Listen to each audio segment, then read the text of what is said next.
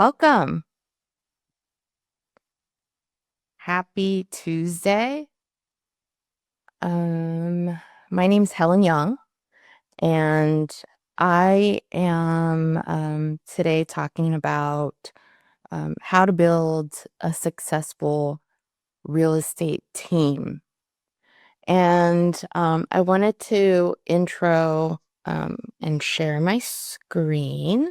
All right. So, just a little bit about myself. I wanted to give you guys a little bit of a background on me. Um, I have been in the business for 18 years. I am currently leading a real estate team of 14, both part-time and full-time realtors. And let's see here. And I have 4 admin staff. And I decided about 5 years ago that I didn't want to do this business by myself. So I wanted to get really good at what I did best, which was prospecting. Um, and I wanted to build a team to support the rest of the daily activities. I also wanted to start coaching uh, realtors, right? New and seasoned, to become better at their business, to actually do real estate in a way where you are actually doing business instead of um, just doing the daily grind. And then also becoming their own client in real estate, right? So building their own portfolios and investing in that. So, how to start a real estate team? Get right into that. So I'm part of the O Realty Group, which is our team name, and also part of EXP Realty. So, um, welcome. Purpose of this particular um, training is to learn how to start and grow a real estate team. And the overview of today's discussion is basically just all the aspects that go into a real estate team, from conception all the way to the details. And then at the end, we'll summarize what you want to basically focus on in order to grow. So, first and foremost, welcome, Liana, Erica. Thanks for coming on. Gian. So, who is your ideal team, right? So, before you even start a real estate team, you have to decide, like, what is your ideal team? So, who do you want on your team? What type of skill sets? And what is the personality of the people you want to attract to your team, right? And then also, what are your goals and values, right? So, are they in alignment with the ideal team or person that you're trying to attract? This is really important because if your goals are not aligned with them, you're going to have a constant turnover of people, because either you're going to be unhappy or they're going to be unhappy and they're going to leave. So there's multiple ways, and this I found out as I was starting, right? Because what I noticed is that there are so many types of teams, right? Some small, some big. And you've got to decide, like, what's right for you, what's manageable for you, and how you want to operate. So, my coach always says that you could either have a Navy SEAL team or you can have an army of agents, right? So you've got to decide like which one best suits your personality and what you want to do in terms of how you want to manage them. So the small team, like it could be as little as 2 people. There are husband and wife teams. There are um, maybe you and a buyer's agent, a listing agent, and then an assistant, right? There's parents, right? So mother and son, or mother daughter, father daughter. Those are your small teams typically. They're definitely easier to manage. And then you've got large teams, which are, 5+ agents. Sometimes it can get as big as 200, 300. They're more complex. You're going to need a lot of support staff to manage that. So you may need an operations manager. You may need a marketing manager. You need people doing the marketing. You need a um, squad leaders. So you have to tier the teams in order to um, to just keep track of everything. Okay. But there is a higher potential of revenue. And then also, what do you want to focus on? Do you want to focus on buyers? Are you really good at buyers? Are you going to focus on listings? And then those are the agents that you want to attract, right? And then, of course, there's full service, which you are going to basically do both. So, what type of leader are you, right? So, there's multiple ways that you can lead a team. You can do more hands-on, right? So, um, you're doing a lot of the work, and then you are maybe going on the listing appointments yourself, right? Versus you get a lead, right? And then you pass it on to one of your team members. So are you hands-on versus delegating? And then are you a motivator or are you a manager? Are you a visionary or are you system focused, right? So it really depends on what type of skill set you have in order to figure out what type of team you're going to attract. The first thing that I learned when I originally started my team was I didn't have any rules. Like I had no idea of where to even start. So instead of having a set team agreement, right? I just went on their word, which was a terrible idea because um, people have short-term memory. When it comes to different splits, commissions, and their roles and responsibilities. So it really is important to have a well drawn out team agreement that you have set with your particular agent. And sometimes you may have different team agreements for different people, but it's better to have a standard team agreement for everybody so it's easier for you to keep track of it. Otherwise, you're going to have a really hard time just continuing to scale and grow. So it's really important that you get your team agreement really uh, really set, right? So you want to do that. Do you provide leads? A lot of people join teams because they want leads. Like they want um, somebody to give them basically the business, right? And there's different policies that you have to establish. So, excuse me.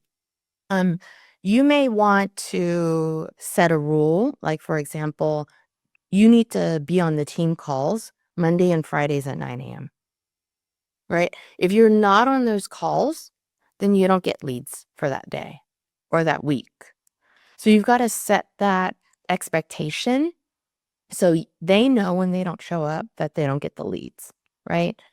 And then is the cost of the marketing, is it shared, right? On my team, I have my team members do their own marketing, but I also do my marketing. And then we actually, they have their own leads that they get on their own. And then I also give them leads as well.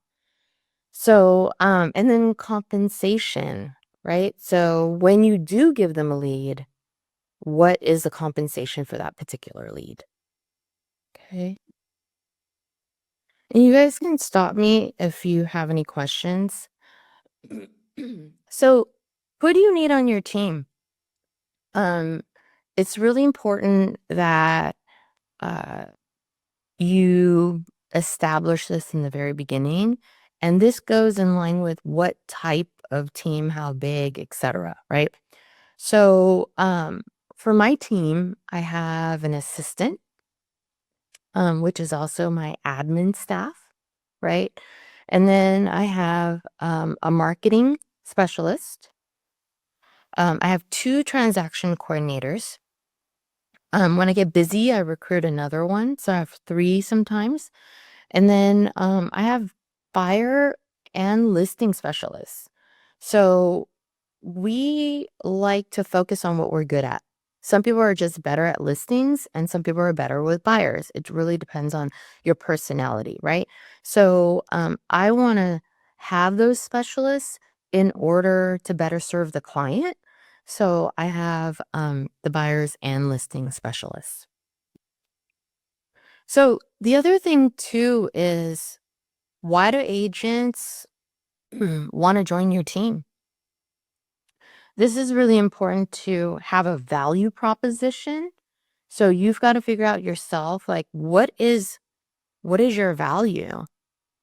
If they come and join your team, why wouldn't they want to do this solo? Right?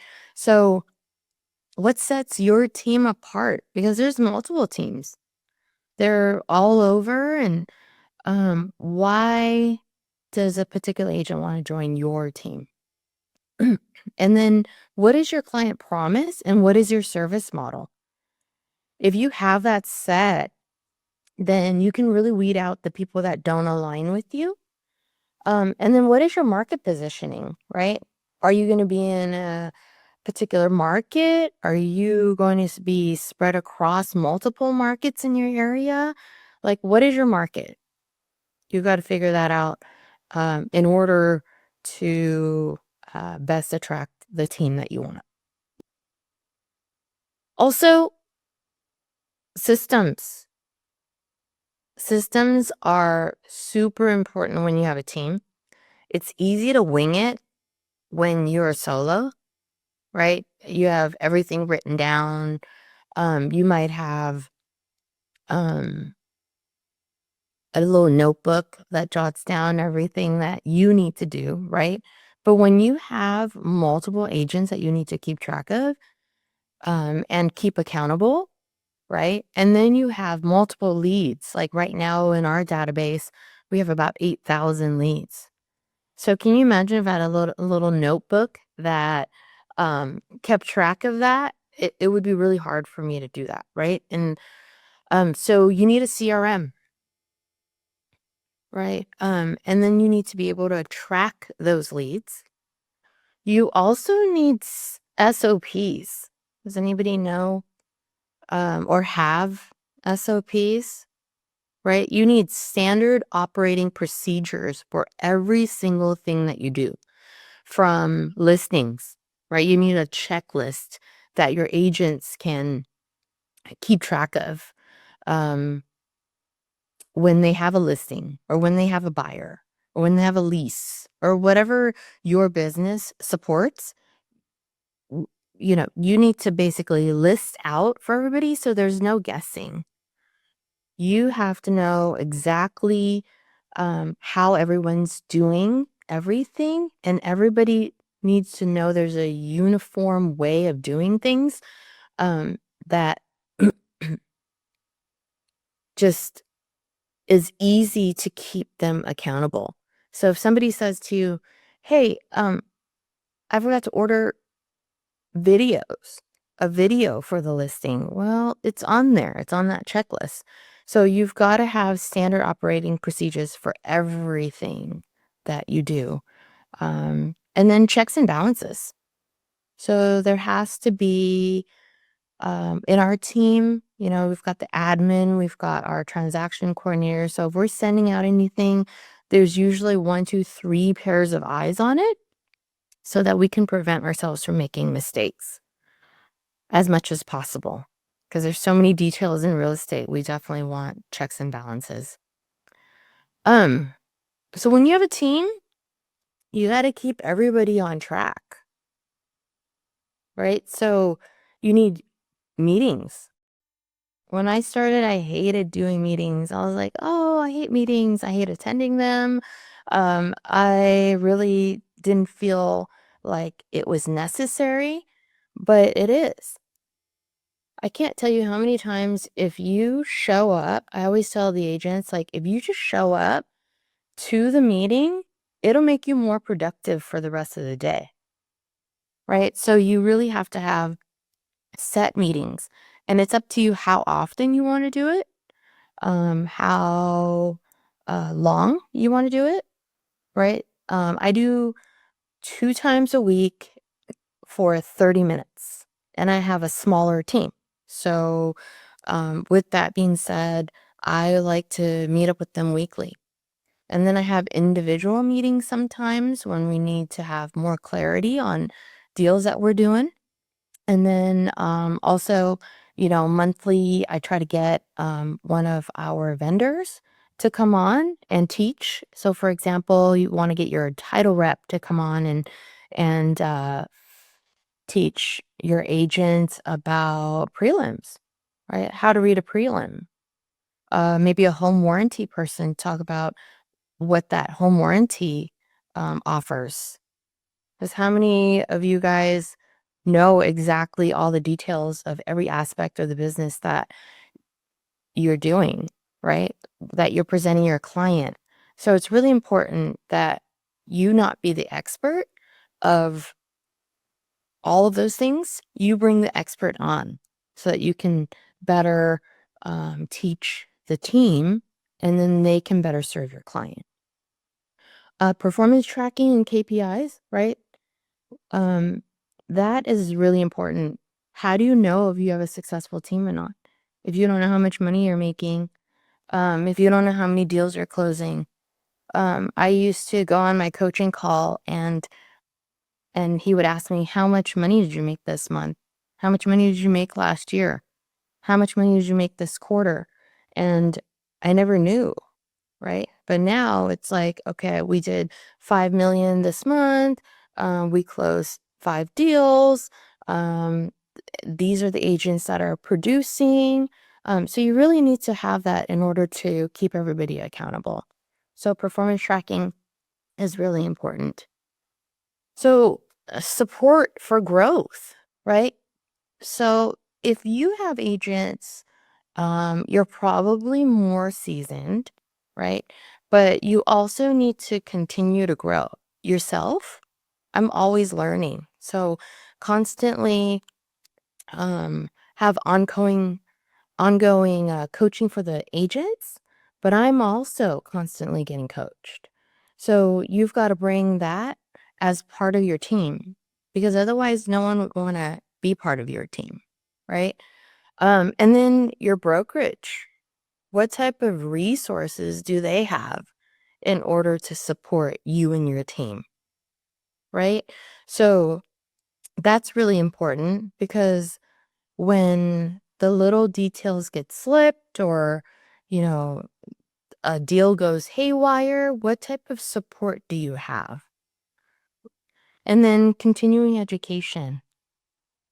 Um, each week, each month, you should be continuing to learn more and more about your business, about how to scale, how to grow, how to better mentor your agents. Um, just give them support, right? And help them grow. So on my team, I always tell the agents, like, I'm here to help you grow your business. But in addition to growing their business, I really want them to become their own client, become an investor. We're bringing in people to talk about um, how to structure an S corp for their business instead of, just being a sole proprietor, right?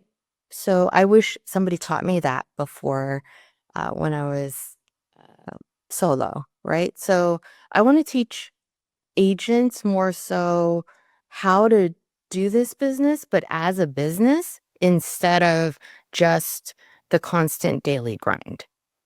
So that is support and growth. So in summary, and then I'll open it up for questions, but your roadmap to a successful team, right? So define your avatar and your team type. Like, who is your avatar? What are you looking for? Are you, what type of personality, right? Are they seasoned agents? Are they new agents? How many people do you want on your team? Do you want a small team? Do you want a big team? Do you want a massive mega team? Right?